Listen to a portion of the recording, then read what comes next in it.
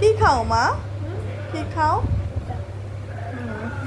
আমি এই রেসিপিটা করেছি, এই ফার্স্ট টাইম এগুলো করা না রে, ফার্স্ট টাইম করেছি। সসও দিতে হয়নি আমার, আমি বলেছি সস দিয়ে সার্ভ করবো, বাট সস লাগেনি আমার। আমার মেয়ে এমনিতেই পছন্দ করেছে এটা। তো নর্মালি বাচ্চারা ভাত খেতে চায় না, আমার মেয়েও খেতে চায় না।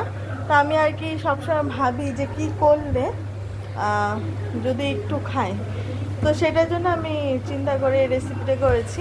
দুটো হতো, একটা একটা যখন ও পছন্দ করেছে একটাই খাবে, আর পরেরটা ওই বাচ্চা খেয়ে নেবে, অসুবিধা নেই। আরেকটা ওই ঘরে বাচ্চা আছে, মানে যার কথা বলছি আমরা। তো যাই হোক, মামা মামা কেমন লেগেছে বলো? ভালো লেগেছে। হ্যাঁ, মাও অনেক সময়, মাকে অনেক সময় একটু জোর জবরদস্তি করলে খিচুড়ি টিচুড়িগুলো ট্রাই করে। তো আমি আরেকটা ওই যে এইখানটাতে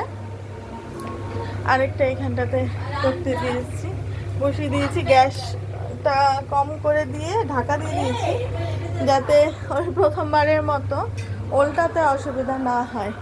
তো তারপরেও হবে, কারণ আমি মানে একটু কর্নফ্লাওয়ার দিলে একটু ভালো হতো, কিন্তু আমি ভেবেছি যে মানে এক্সট্রা কিছু দেবো না, এর মধ্যে যাতে ভালো মতো খাই। তো যাই হোক, পছন্দ হয়েছে তাই চেষ্টা করছে। আর রাত বাজে 1:15, এতক্ষণ না খেয়েছিলাম।